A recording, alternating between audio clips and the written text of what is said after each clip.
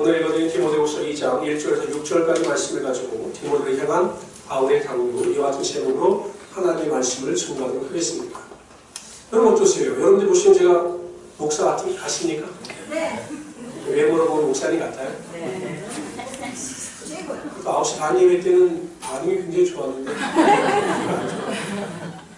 페이스북이 활성화되면서 동창회 모임이 굉장히 활성화됐어요.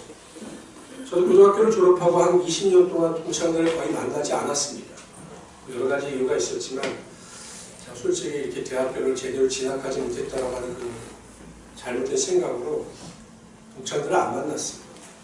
그러다 이제 페이스북이 활성화되면서 동창들에게 연락이 오기 시작합니다. 그럼 이 동창회 모임에서 가장 이슈가 되었던 것 중에 하나가 무엇이냐면 제가 목사가 되었다는 거예요.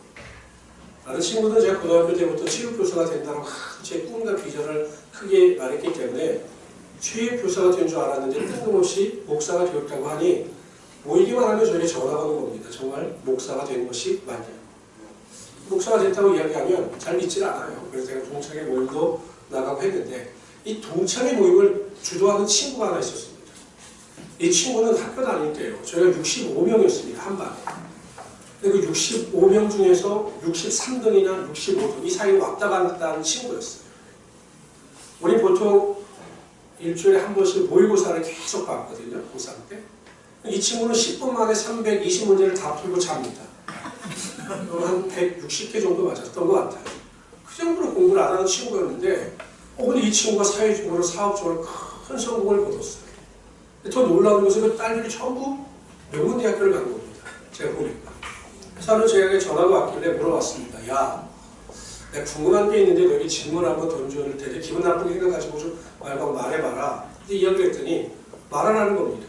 제가 뭘 물어봤냐. 너 고등학교 다닐 때 내가 네 성적을 아는데 항상 넌 뒤였고 너네 엄마가 그렇게 공부를 하라고 해도 공부 안 했는데 그럼 너는 네 딸들에게 공부하라고 했니? 안 했니? 라고 물어봤습니다. 그랬더니 얘가 펄쩍 튑니다. 야, 내가 아무리 공부를 못하고 안 했다 소리치더라도 내 딸들에게 공부하라는 소리를 안 했겠냐. 내가 공부를 못하는 게 한이 돼서 오히려 자식들에게는 공부를 좀 열심히 하라고 잔소리를 했다라고 이야기를 합니다. 부모의 마음이 이러합니다. 내가 못하고 내가 부족하다 해도 자녀들에게 유익이 되는 일이라고 생각이 들면 반드시 바른 길로 가라고 가르치는 것이 부모입니다. 아무리 약간 부모라 할지라도 항상 자녀들에게 좋은 말을 하고 좋은 길로 인도하려고 하는 것이 부모의 마음이지요. 성경에도 보면 악한 자라도 자녀에게는 좋은 것을 줄 안다라고 기록하고 있습니다. 오늘 본문에 보면 사도 바울은 디모데를 향해서 아들이라고 칭합니다. 물론 여러분, 사도 바울은 결혼한 적이 없어요. 그렇기 때문에 육적인 아들이 아니라 이 디모데는 사울에게 있어 영적인 아들입니다. 한편 우리가 잘 알다시피 이 디모데후서는 사도 바울이 지은 서신서 중에서 가장 늦게 기록된 서신서입니다. 사도 바울은 로마의 2차 투옥이 됩니다.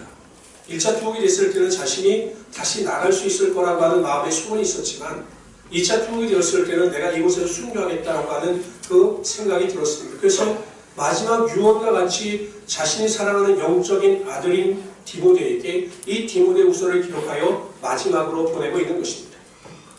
그러기에 디모데는 반드시 사도 바울이 한 이 이야기를 마음에 새겨하고 중요하게 생각해야 했습니다. 여러분 그렇지 않아요? 아무리 잘못된 자녀라 할지라도 부모가 남기는 유언에 대해서는 그 의미를 두고 그 유언에 대해서 귀중하게 생각하는 것과 같은 것이죠. 그런 의미에서 볼 때 오늘 사도 바울이 디모데를 향해서 권면하고 있는 메시지는 어찌 보면 사도 바울이 이 디모데에게 전하고 싶었던 가장 중요하고 핵심적인 메시지였을지도 모릅니다. 그래서 우리에게 주는 교훈이 매우 큽니다. 그러므로 저는 오늘 이 시간 사도 바울이 디모데에게 남긴 당부의 말씀을 통해서 우리에게 주는 영적인 교훈이 무엇인가에 대하여 살펴보라 함께 은혜를 나누고자 합니다. 첫 번째로 사도 바울은 1절에서 너는 그리스도 예수 안에서 은혜 가운데 강하라 라고 당부하고 있습니다. 여기서 핵심 단어는 여러분 은혜입니다. 은혜. 은혜란 무엇이냐면 받을 자격이 없는 자들에게 베풀어 주는 사랑이나 호의예요. 그러니까 받을 자격이 전혀 없는 사람인데 그 사람에게 베풀어 주는 사랑이나 호의가 은혜입니다. 예를 들면 이런 것이죠. 하루 일당을 받고 일하는 분이 일을 나가서 아침 6시부터 저녁 5시까지 열심히 일했습니다. 그래서 일당 20만 원을 받았습니다. 이것은 품삯입니까? 은혜입니까? 품삯이죠. 내가 일한 것만큼 받았으니까 이것은 품삯입니다. 근데 어느 날 이분이 일을 나갔다 몸이 너무 아픈 거예요. 도저히 일할 수가 없어요. 그래서 일을 하나도 못하고 집으로 도가를 하겠다고 관리에게 말을 합니다. 그랬더니 관리가 그래도 이 수입이 없으면 가정이 어려울 수 있으니 오늘 일당은 받아가십시오 라고 20만 원을 주었습니다. 이것은 품삯입니까? 은혜입니까? 이게 은혜죠. 그런데 우리가 하나님 안에서 구원을 받아 하나님의 자녀가 되고 하나님의 나라에 들어가는 이 모든 과정이 다 하나님의 은혜라는 것입니다. 우리의 공로나 수양이나 노력에 의해서가 아니라 하나님께서 우리를 절대적으로 사랑하여 주셔서 구원의 은혜를 허락하여 주심으로 하나님의 자녀 삼아 주시고 천국 백성을 삼아 주셨다는 것입니다. 그래서 에베소서 2장 8절에서 9절을 이렇게 말씀하시죠. 다 같이 읽어봅시다. 시작. 너희는 그 은혜에 의하여 믿음으로 말미암아 구원을 받았으니 이것은 너에게 난 것이 아니요 하나님의 선물이라. 행위에서 난 것이 아니니 이는 누구든지 우리는 하나님의 은혜로 구원을 받은 것입니다. 그렇기 때문에 우리는 하나님의 은혜에 거해야 되고 하나님의 은혜 가운데 하나님의 사랑을 맛보며 살아가야 하는 것입니다. 근데 사도 바울은 디모데에게 은혜 안에 거하라 이렇게 말하지 않고 은혜 안에서 강해져야 한다 이렇게 당부하고 있습니다. 은혜 가운데 여러분 강해진다라고 하는 의미는 무엇일까요? 우리가 은혜 가운데 산다라고 하는 것이 자연스러운 표현인데 왜 사도 바울은 디모데에게 은혜 안에서 강해져야 한다라고 말하고 있는 것일까요? 여러분 은혜의 핵심은 내가 아무것도 아니라는 사실을 인정하는 것입니다. 내가 아무것도 아니기 때문에 나는 정말 연약한 존재이기 때문에 하나님의 도움이 없이는 살아갈 수 없습니다. 그러니 하나님 나를 도와주시고 나를 긍휼히 여겨주셔서 나의 삶을 인도해 주십시오 라고 하는 것이 은혜의 시작입니다. 여러분 내가 무엇인가 할 수 있고 내 능력으로 무엇인가 이룰 수 있다고 생각하는 자의 삶에는 절대로 하나님의 은혜가 임하지 않습니다. 나는 아무것도 아니다. 영어로 말하면 I am nothing이라고 내 자신을 인정하는 순간 하나님의 은혜가 임하는 것이고 그 은혜를 통해서 우리가 하나님의 놀라운 능력을 맛볼 수 있게 되는 것입니다. 이스라엘 민족이요. 주전 586년에 바벨론 느부갓네살 왕에 의하여 완전히 멸망을 당합니다. 이스라엘 민족이 충격이었어요. 왜냐하면 그들은 잘못 믿고 있으면서도 그들이 확실한 것 중에 하나가 무엇이냐면 하나님의 선민인 자신들은 이방 민족에 의하여 절대로 멸망하지 않는다라고 하는 잘못된 확신이 있었습니다. 그런데 여러분 바벨론 느부갓네살 왕에 의하여 이스라엘 민족이 완전 초토화되고 하나님의 성전이 완전 패망하는 것을 보면서 이스라엘 민족은 절대적인 절망에 빠집니다. 그래서 이제는 우리는 아무것도 할 수 없다. 이제 우리 민족은 끝났다. 이렇게 절망 가운데 휩싸이게 됩니다. 그러나 하나님은 자신들의 모든 죄를 깨닫고 돌이키는 그들의 삶의 은혜로 임하셨습니다. 이사야서 49장 14절 16절에 보면 이렇게 말씀하셔요. 오직 시온이 이르기를 여호와께서 나를 버리시며 주께서 나를 잊으셨다 하였거니와 여인이 어찌 그 젖먹는 자식을 잊겠으며 자기 태에서 난 아들을 긍휼히 여기지 않겠느냐. 그들은 혹시 잊을지라도 나는 너를 잊지 아니할 것이라. 내가 너를 내 손바닥에 새겼고 너의 성벽이 내 앞에 있나라. 뭐라고 말씀하십니까? 하나님은 이스라엘 백성들을 하나님의 손바닥에 새기셨습니다. 그리고 그들이 아무것도 할 수 없다라고 스스로 모든 것을 내려놓았을 때 그들 민족과 함께하여 주셔서 메디아와 바세 왕신 고레스를 통하여 하나님의 축복, 하나님의 능력이 임함으로 말미암아 독립하여 가나안 땅으로 돌아오는 역사를 나타나게 하여 주신 것입니다. 마찬가지입니다. 여러분. 하나님은 저와 여러분을 하나님의 손바닥에 새기시며 우리의 삶을 이끌어 가시는 하나님이 되십니다. 하나님은 철저하게 나는 아무것도 아닙니다. 하나님 나를 도우시고 내 삶을 이끌어 주시옵소서라고 간구하는 자의 삶에 하나님의 은혜의 능력이 임하게 하여 주심으로 하나님의 강력한 권능을 체험하게 하여 주신다는 사실입니다. 그래서 우리가 은혜 안에 강해질 수 있는 것이고 은혜 안에서 하나님을 찬양할 수 있게 되는 것입니다. 저는 우리 모든 성도님들 한 사람 한 사람이 매일매일 삶 가운데 하나님 저는 정말로 부족하고 연약합니다. 하나님의 은혜의 도움이 없이는 나는 한순간도 살아갈 수 없습니다. 라고 이 믿음의 고백을 통해서 하나님의 능력을 체험하시고 은혜 가운데 더 강해지는 하나님의 귀한 성도들이 되시기를 주님의 이름으로 축원합니다. 두 번째로요. 사도 바울은 2절에서 다른 사람을 양육하여 그들로 하여금 또 다른 사람들을 가르칠 수 있도록 하라고 당부하고 있습니다. 여러분 예수님께서도요 승천하시면서 제자들에게 강조하신 말씀이 제자를 삼으라는 말씀이었습니다. 마태복음 28장 18절 20절에 보면 이렇게 말씀하셔요. 예수께서 나와 말씀하여 이르시되 하늘과 땅의 모든 권세를 내게 주셨으니 그러므로 너희는 가서 모든 민족을 제자로 삼아 아버지와 아들과 성령의 이름으로 세례를 주고 내가 너희에게 분부한 모든 것을 가르쳐 지키게 하라. 볼지어다 내가 세상 끝날까지 너희와 항상 함께 있으리라 하십니다. 예수님께서 제자를 삼으라고 말씀하셨습니다. 제가 큐티를 강조하죠. 큐티 그리고 큐티를 나누라 라고 말씀합니다. 여러분 결국 제자의 궁극적인 목적은 우리 교회가 추구하는 성도의 가장 최종적인 목적은 내가 큐티를 하고 내가 받은 은혜를 가지고 다른 사람을 양육하는 성도의 수준까지 이르는 것이 우리 교회가 추구하는 성도의 마지막 목표점이에요. 그러니까 우리가 성숙됐다. 하나님 은혜 가운데 거한다. 내가 하나님의 능력을 맛보며 살아간다. 이 모든 것의 중차점은 내가 그날 받은 은혜를 가지고 큐티를 해서 하나님의 음성을 듣고 하나님의 임재를 체험함으로 그것을 다른 사람과 나눠서 그 사람을 제자와 삼는 수준까지 올라가는 것이 우리 교회가 추구하는 목표라는 것입니다. 그러기 여러분 잘 생각해 보십시오. 이 제자를 삼는 것은 결국 신앙 성숙과 관련이 있어요.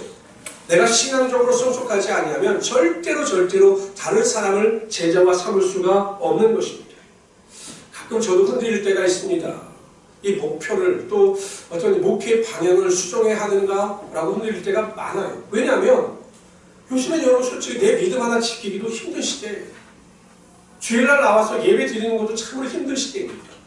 그런데 과연 그러한 사람들에게 그러한 성도들에게 당신들의 신앙 안에서 그것만으로 만족하지 말고 다른 사람들을 제자와 삼는 것까지 목표로 삼아야 한다라고 강조한다면 이것이 얼마나 부담이 될까라는 생각도 합니다.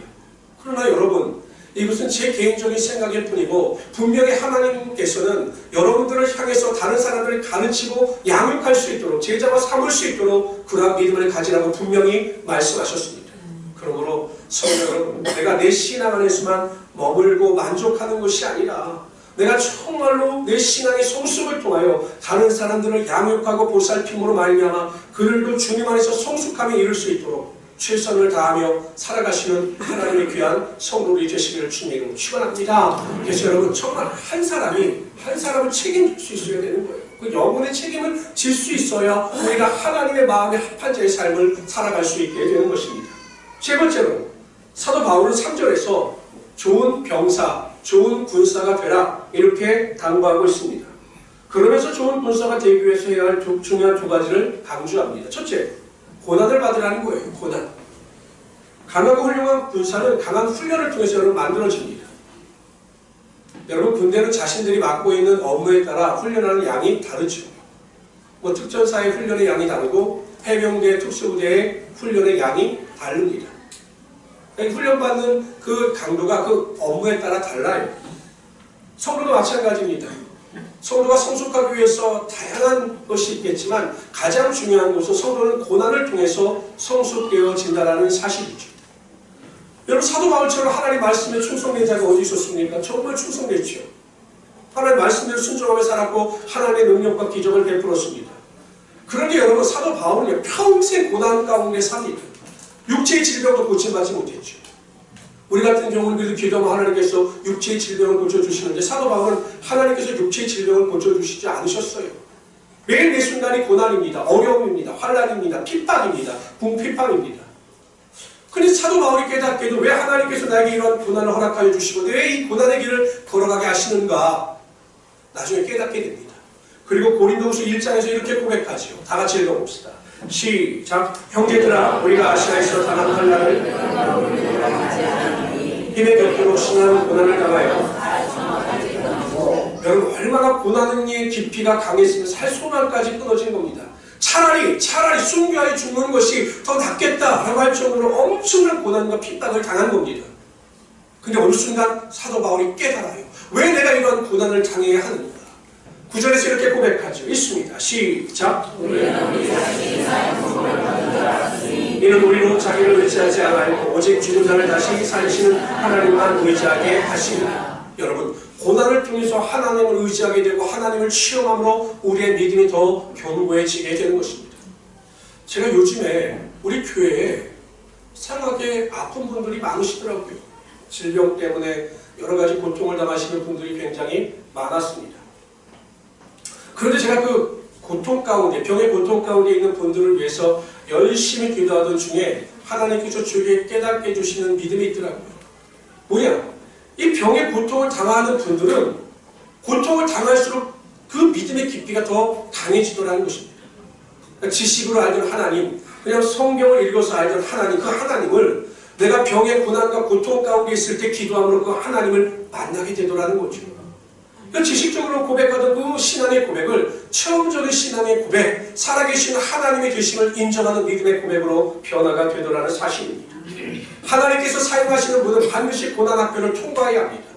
하나님은 하나님의 사람, 하나님께 쓰임받기 위하여 택하신 자들 반드시 광야의 고난학교를 통과케 하여 주셔서 하나님의 교훈과 믿음 가운데 살아가게 하여 주시는 거죠. 요셉을 보십시오. 13년 동안 여러분 종으로서 죄인으로서 고난의 학교를 살아야 했습니다. 모세는 40년 동안 광야의 고난학교를 지내야 했습니다. 다윗왕도 마찬가지죠.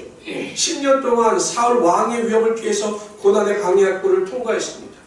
예수님도 40일 동안 광야에서 금식하면서 광야의 생활을 체험하셨습니다. 성도의 삶 자체가 넓은 길, 평탄한 길을 가는 것이 아니라 좁고 험한 고난의 길을 걸어가는 것입니다. 예수님께서도 우리에게 좁은 문으로 들어가라 라고 말씀하셨습니다. 그러나 여러분, 고난이 절대로 무익하지 않아요. 우리가 삶의 궁핍을 당하고 환난을 당하고 어려움을 당하는 것 절대로 무익한 것이 아닙니다. 그 고난을 통해서 하나님을 더 바라보게 되고 하나님을 의지하게 되므로 우리의 믿음이 고난 앞에서 더욱 빛날 수 있게 되는 것입니다. 이 자리에 여러 가지 직장이나 사업장이나 가정이나 또한 개인적인 일로 어려움을 당하는 분들 계십니까?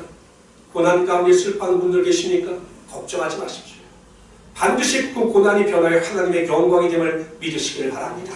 고난 앞에서도 낙심하는 것이 아니라 이 고난을 통해서 베푸실 하나님의 영광을 바라보시면서 하나님께 절대 감사하며 살아가시는 하나님의 귀한 성도들이 되시기를 주님의 이름으로 축원합니다. 두 번째로 사도 바울은 좋은 군사로 모집한 자, 즉 하나님을 기쁘시게 하는 삶을 살아가라고 권면합니다. 중국 선교의 아버지라면 허드슨 테일러입니다. 혹시 여러분들 중에 이 허드슨 테일러를 들어보신 분들도 계시겠지만 이 허드슨 테일러는 17살 때 중국 선교에 대한 비전을 정합니다. 그리고 그렇게 살아요. 집에서 침대도 치우고 방바닥 생활을 하면서 중국 선교에 대한 꿈을 키워나갔습니다. 그리고 마침내 중국에 나가서 선교의 꽃을 피우기 시작합니다. 그런데 갑자기 8살 된 큰딸이 죽습니다. 더군다나 그 나머지 아이들이 너무 아픈 거예요. 중국에서는 열악한 환경으로서는 아이들의 병을 고칠 수 없게 되자 이 허드슨 테일러는 자신들의 자녀들을 영국으로 보내고자 양쯔강으로 배를 타고 옮깁니다. 그들은 배 안에서 막내 아들도 죽어요. 이게 고난의 끝이 아니었습니다. 얼마 뒤에는 태아를 잉태하고 있던 아내도 죽고 출산하는 도중에 그 태어난 아이도 다 죽습니다. 고난의 연속이었습니다. 그런데 이 테일러가 자신의 아내의 장례식을 인도하면서 이렇게 기도합니다. 이것을 다른 선교사가 듣고 기록한 것입니다. 테일러는 그 고난 앞에서 이렇게 기도합니다. 하나님, 저희 아내와 함께 행복하게 12년 동안의 결혼 생활을 하게 해주신 것을 정말로 감사합니다. 그리고 그 사랑하는 아내를 주님 품으로 인도하여 주시니 또한 감사합니다. 하나님, 나에게 힘을 주시고 용기를 주셔서 주님에게 힘쓸 수 있도록 하여 주시고 하나님을 기쁘게 하는 삶을 살게 하여 주시옵소서 라고 기도했다고 합니다. 여러분, 그 고난 앞에서도 테일러가 포기하지 않고 뒤돌아서지 않았던 이유가 무엇일까요? 중국 선교가 하나님을 기쁘시게 하는 일이라고 하는 확신이 있었기 때문입니다. 내 자녀가 죽고 내 아내가 죽는다 할지라도 이 선교를 포기하지 않는 것이 하나님의 뜻이고 하나님을 기쁘시게 하는 일이었기 때문에 테일러는 묵묵히 그 길을 감당해 나가다가 73세에 하나님의 부르심을 받아 하나님 나라로 들어갑니다. 성도 여러분, 우리 성도님들도 이러한 삶을 살아가시길 바랍니다. 우리의 삶의 목적은 나의 만족과 나의 안위가 아니에요. 내가 얼마나 잘 사느냐, 행복하게 사느냐, 이게 중요한 것이 아닙니다. 정말로 내 삶이 하나님을 기쁘시게 하는 삶인지 항상 점검해 보아야 되고, 우리는 과연 하나님을 기쁘시게 하기 위하여 어떻게 살아갈 것인가에 대하여 하나님께 끊임없이 기도하면서 살아가야 합니다. 비록 그 길이 고난의 길이고 십자가의 길이라 할지라도, 환난과 고난의 길이라 할지라도 그것이 하나님께서 기뻐하시는 길이라면 그 길을 묵묵히 감당하며 나갈 수 있어야 한다는 사실이죠. 항상 우리는 넓은 문으로 나가길 원합니다. 저도 마찬가지죠. 편하게 살고 싶고 안락하게 살고 싶은 것이 인간의 기본적인 욕구이지 않겠습니까? 좋은 집에 살고 싶고 좋은 차를 끌고 다니는 것이 인간의 기본적인 욕구이지 않겠습니까? 그러나 그것보다 더 중요한 것은 하나님의 뜻입니다. 하나님이 기뻐하시는 뜻이 무엇인지 우리는 항상 하나님께 묻고 기도해야 합니다. 그래서 우리의 삶 자체가 하나님을 기쁘시게 하는 삶을 살 수 있도록 최선을 다하며 살아가야 하는 것입니다. 저도 가끔 저희 자녀들을 보면서 그런 생각을 해요. 야, 이게 하나님의 자녀라고 하면서 내가 입술로는 하나님의 자녀다, 하나님의 뜻대로 양육한다 라고 하면서 어느 순간 보면 하나님의 뜻이 아니라 내 생각대로 자녀들을 양육하는 겁니다. 그 내 생각대로 자녀들이 이러한 길을 갔으면 좋겠다라고 판단하고 결정하고 그렇게 인도하는 거예요. 그래서 제가 그것을 철저히 회개하고 모든 것을 다 내려놓았습니다. 성도 여러분, 우리가 진지하게 우리의 삶을 뒤돌아보면서 정말 내가 하나님을 기쁘시게 하는 삶을 살아가고 있는지, 내가 하나님의 기쁨이 되고 하나님의 영광이 되고 있는지 점검해 보시고, 우리 모든 성도님들이 분사를 모집한 자, 즉 하나님을 기쁘시게 하고 하나님의 영광을 위하여 살아가시는 하나님의 귀한 성도들이 되시기를 주님으로 축원합니다. 네 번째로요, 사도 바울은 4절에서 경기하는 자가 되라고 당부합니다. 운동선수가 되라는 거죠. 그러면서 운동을 하되 법대로 운동하라, 룰을 지켜라, 이렇게 이야기합니다. 여러분, 모든 운동 경기에는 룰이 있어요. 룰. 축구에는 축구 경기에 룰이 있습니다. 농구는 농구에 룰이 있어요. 그 룰을 어기면 파울을 받게 되는 겁니다. 그리고 파울이 많아지면 퇴장을 당하게 되고 운동 경기에 동참할 수가 없는 것입니다. 여러분, 성도의 삶에서 룰은 하나님의 말씀이에요. 결국 사도 바울이 디모데에게 강조하는 것, 경계하는 자의 비유를 통해서 강조하는 것은 하나님의 말씀대로 살라고 권면하고 있는 것입니다. 우리의 삶의 좌표가 하나님의 말씀에 맞추어져서 살아가야 한다는 것입니다. 우리가 성경을 보통 이야기할 때 이게 홀리 바이블이라고 이야기하는데, 성경에는 외경이 있고 정경이 있습니다. 근데 우리가 가지고 있는 성경은 정경이에요. 천주교에서는 외경도 믿지요. 근데 이 정경을 이야기할 때 영어로 캐논이라고 합니다. 캐논. 한자로 자, 척이에요. 잰다라는 겁니다. 하나님의 말씀은 우리의 인생을 재는 자와 같다라는 거죠.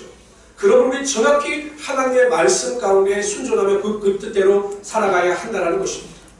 여러분, 이 한국 사람들은요, 항상 보면 이 존재, 내가 어떠한 존재이고 어떻게 살아가야 하는가에 대한 것보다 항상 이 행동에 초점을 맞춰요. 내가 어떠한 일을 해야 하는가에 초점을 맞춥니다. 마태복음 7장에 보면 예수님께서 비유를 말씀하시는데 이렇게 말씀하셔요.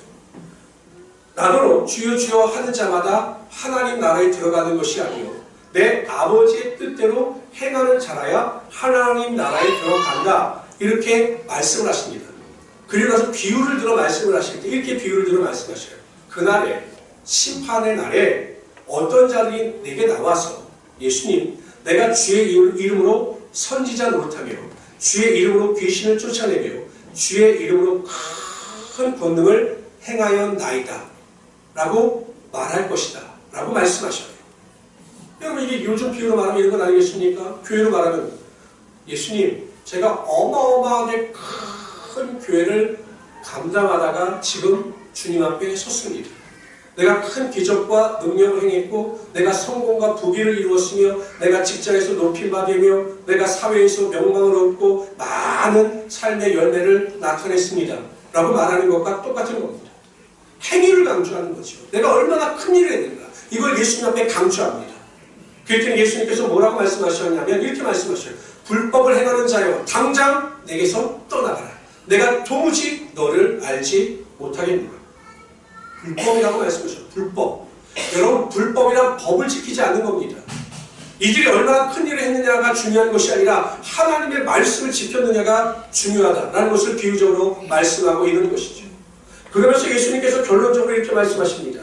그러므로 누구든지 나의 이 말을 듣고 행하는 자는 그 집을 반석 위에 지은 지혜로운 사람 같으리니 비가 내리고 창수가 나고 바람이 불어 그 집에 부딪히되 무너지지 아니하나니 이는 주초를 반석에 놓은 연고요 나의 이 말을 듣고 행치 아니하는 자는 그 집을 모래 위에 지은 어리석은 사람 같으리니 비가 내리고 창수가 나고 바람이 불어 그 집에 부딪히매 무너져 그 무너짐이 심하니라.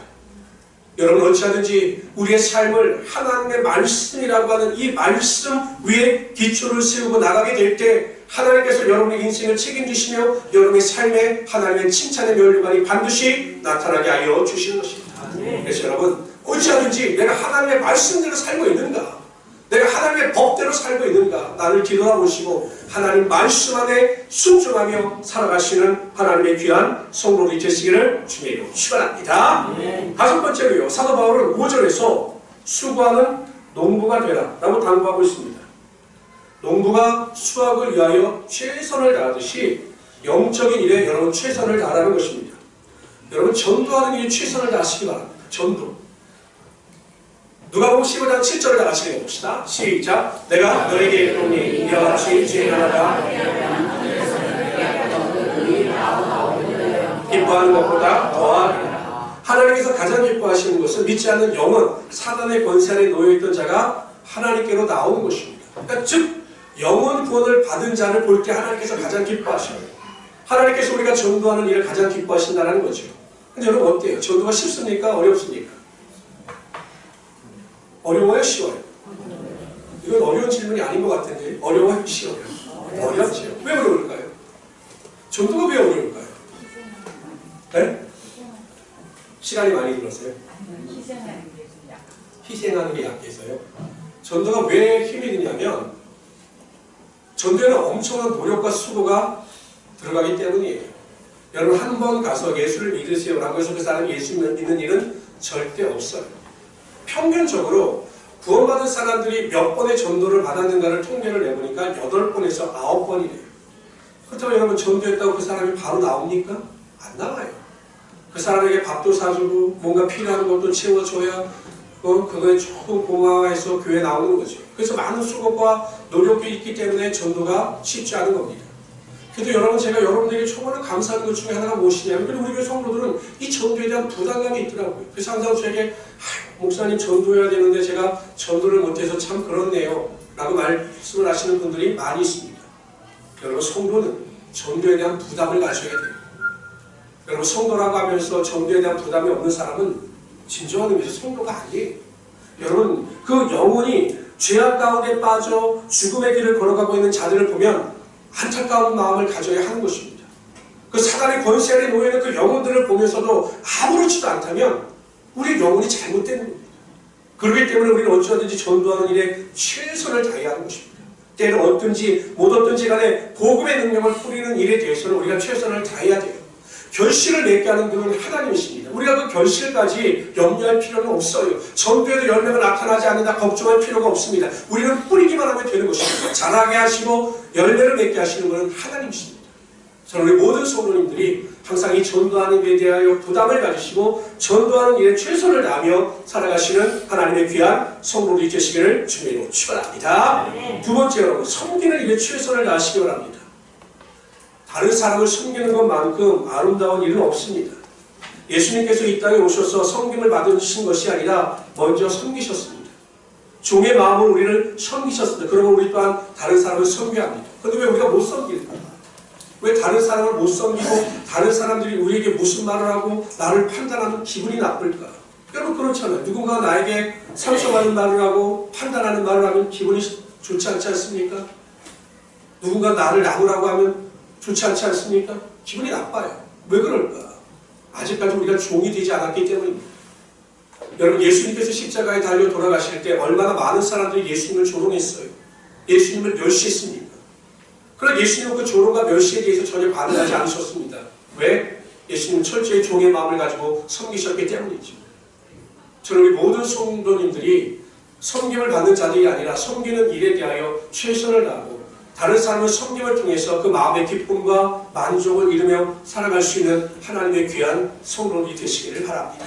그래서 우리 모든 성도님들은 다른 사람을 섬기는 일에 1등이 되시길 바랍니다.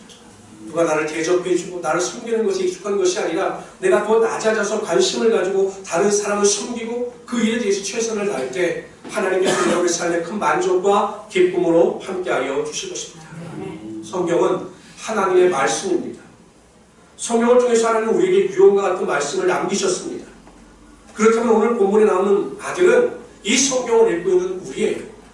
그러므로 디모데에게 준 사도 바울의 권면은 우리를 향한 하나님의 권면입니다. 첫 번째로 여러분, 항상 은혜의 삶을 살아가시길 바랍니다. 우리는 아무것도 아니에요. 아무것도 할 수 있는 것이 없어요. 은혜가 아니면 우리는 한순간도 살아갈 수가 없습니다. 그것을 인정하시고 하나님의 도우심을 구하는 우리 성도들이 되시길 바랍니다. 그럴 때 은혜 안에서 채워주시는 하나님의 강함이 여러분 삶 가운데 분명히 나타나게 될 것입니다. 두 번째, 다른 사람을 양육할 수 있는 믿음의 성숙을 이루시길 바랍니다. 세 번째, 고난을 두려워하지 않고 하나님을 기쁘시게 하는 하나님의 영적인 군사가 되시길 바랍니다. 네 번째, 항상 하나님의 말씀대로 순종하며 말씀 안에서 올바른 열매를 맺어나가시는 우리 성도들이 되시길 바랍니다. 다섯 번째, 하나님의 일과 영적인 일에 최선을 다하셔서 하나님을 기쁘시게 하는 하나님의 귀한 성도들이 되시기를 다시 한번 주의 이름으로 축원합니다. 기도합시다.